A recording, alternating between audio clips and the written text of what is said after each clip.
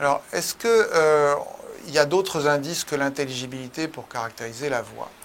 Eh bien, on a vu sur la question 4 que, bien sûr, le STI était un bon indice, une bonne caractérisation de l'intelligibilité, mais il est, par exemple, pas affecté ou peu affecté par certaines caractéristiques, comme par exemple la réponse fréquentielle du haut-parleur ou la distorsion du haut-parleur.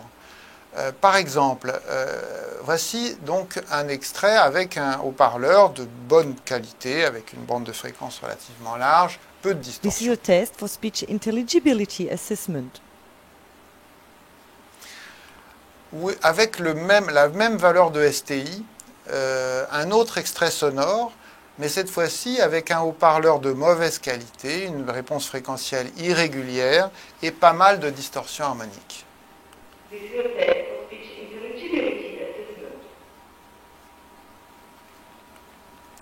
La conclusion est claire, le STI ne nous dit pas tout.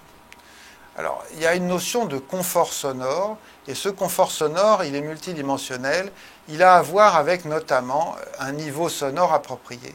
Alors, un niveau sonore approprié, c'est d'une part, par exemple, une homogénéité de couverture, de sorte que tous les auditeurs aient à peu près la même qualité de son et niveau sonore.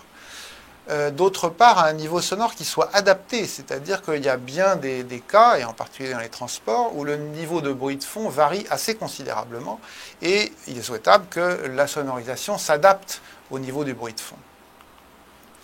Mais aussi d'autres dimensions, on vient de le voir, la réponse fréquentielle du haut-parleur, une bande de fréquence assez large, avec peu d'irrégularité, et bien sûr une distorsion harmonique faible.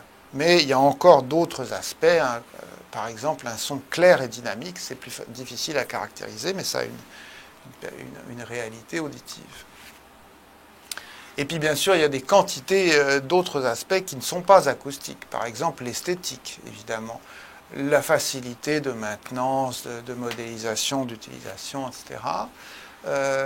La fiabilité, bien sûr, la conformité à des normes, en particulier à l'EN54 pour les systèmes d'évacuation, et bien sûr le prix.